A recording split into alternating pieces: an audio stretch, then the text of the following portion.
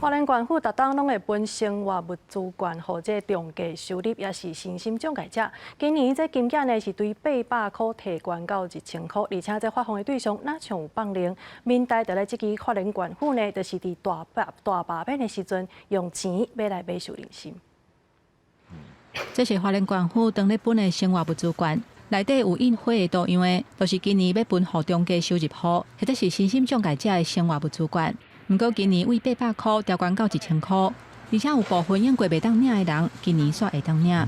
一种类型是他过去都没有领过，但是这一次他却收到通知单，可以去领取。那另外一种类型是他是重度身心障碍者，但是过去都没有收到通知。县府社会处解说讲，今年拢总分23715份。 甲去年来比，并无分较济，会为800块调整到1000块，是因为考虑不价起。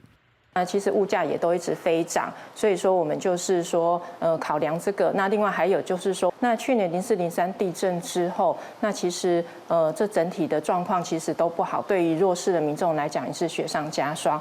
因为最近拄好是罢免部分基金敏感的时刻，即马调悬生活物资券，还有本的对象感受增加，引起民代质疑讲，物价每一年拢在起，不过是安怎过去并无调整。 花莲有每年10亿元的矿石税，那当时也说要做很多的社会福利。那如果你只有调涨200，跟你一年收10亿元这样的一个课税收入，这样是不符比例的。县府强调讲，发放的对象甲去年来比并无增加。今年的生活物资券为4月25开始分，会当使用到10月31到期。若对领的资格有疑问，会当甲县府社会处来探问。国视新闻花莲报道。